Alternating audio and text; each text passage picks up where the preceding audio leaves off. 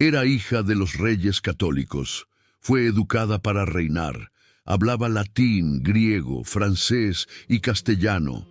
Gobernó Inglaterra con tanta inteligencia que hasta su enemigo más poderoso dijo de ella: si no fuera por su sexo, podría haber desafiado a todos los héroes de la historia.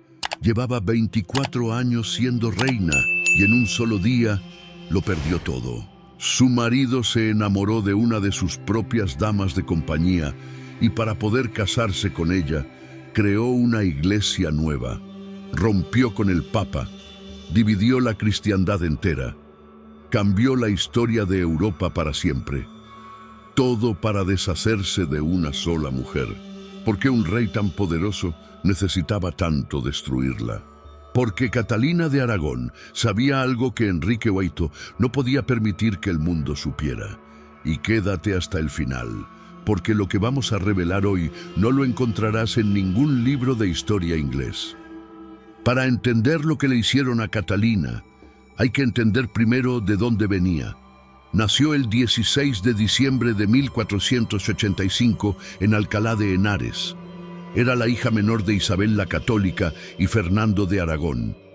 Sí, la misma madre que encerró a su hermana Juana en Tordesillas. Desde niña fue educada para ser reina. Estudiaba derecho, filosofía, teología, literatura clásica. Hablaba 5 idiomas. Nadie en Europa discutía su preparación. A los 16 años la enviaron a Inglaterra para casarse con el príncipe Arturo Tudor. Matrimonio político, alianza estratégica. Ella no tuvo voz ni voto, pero Arturo murió meses después del matrimonio. Catalina se quedó sola en un país extranjero, sin dinero, sin familia, sin saber qué iba a pasar con su vida. Durante 7 años vivió en una incertidumbre total, mientras su futuro era negociado entre reyes como si fuera una mercancía. En 1509 todo cambió. El joven Enrique VIII subió al trono y decidió casarse con ella. Tenía 18 años, ella 24. Y al contrario de lo que la historia oficial cuenta, fueron felices. Durante más de 15 años, Catalina fue una reina brillante, querida por su pueblo y respetada en toda Europa. Enrique la llamaba su consejera más valiosa, le escribía cartas de amor, la admiraba públicamente. Pero había algo que Catalina no podía darle, algo que para un rey del siglo XVI era más importante que el amor, más importante que la lealtad, más importante que 24 años juntos.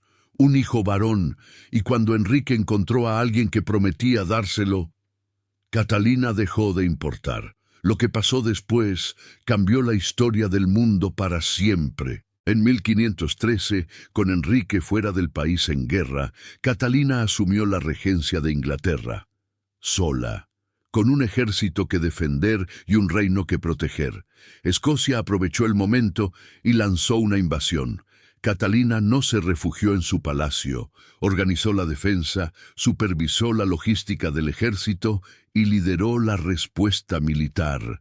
Los ingleses ganaron la batalla de Flodden, y Catalina le mandó a su marido una carta con el escudo del rey escocés muerto como prueba de la victoria. Eso no lo hace una mujer frágil, eso lo hace una reina. Pero lo peor aún no había llegado. Catalina tuvo 6 embarazos en 9 años. 6. 5 de esos hijos murieron. 1 sobrevivió, una niña llamada María. Y esa niña sería la condena de Catalina. Porque Enrique VIII necesitaba un hijo varón. No era capricho, era política. Sin heredero masculino, la dinastía Tudor podría colapsar. Y cuando Enrique conoció a Ana Bolena, una de las damas de compañía de Catalina, encontró la excusa perfecta para deshacerse de su esposa. Y entonces hizo algo que ningún rey de Europa había hecho jamás. Enrique le escribió al Papa en 1527 pidiendo anular el matrimonio. Su argumento era que casarse con la viuda de su hermano iba contra la Biblia. Pero había un problema enorme. El Papa no podía decir que sí, porque Catalina era la tía del emperador Carlos V. el hombre más poderoso de Europa, que en ese momento tenía Roma completamente bajo su control. Anular el matrimonio significaba humillar al emperador, y eso podría costar la vida al propio Papa. Enrique esperó 6 años. 6 años de presión, amenazas y negociaciones. Y cuando entendió que el Papa nunca cedería, tomó la decisión más radical de su reinado. Se separó de la Iglesia Católica, creó su propia iglesia, se declaró a sí mismo cabeza suprema de la Iglesia de Inglaterra y se divorció de Catalina por su propia autoridad, sin permiso del Papa, sin el consentimiento de Catalina. En 1533 se casó en secreto con Ana Bolena mientras Catalina seguía siendo legalmente su esposa. Un hombre cambió la religión de todo un país para deshacerse de una sola mujer. Pero aquí es donde la historia cambia todo lo que creías saber. Catalina se negó a aceptar el divorcio. Se negó a firmar ningún documento. Se negó a reconocer a Ana Bolena como reina. Se negó a llamarse a sí misma princesa viuda, como Enrique exigía. Siguió firmando todas sus cartas como Catalina, reina de Inglaterra, hasta el último día de su vida. Enrique la desterró al castillo de Kimbolton, le prohibió ver a su hija María, le prohibió recibir visitas, la aisló del mundo. Y Catalina siguió negándose. El pueblo inglés salía a las calles a gritar su nombre. La llamaban nuestra verdadera reina.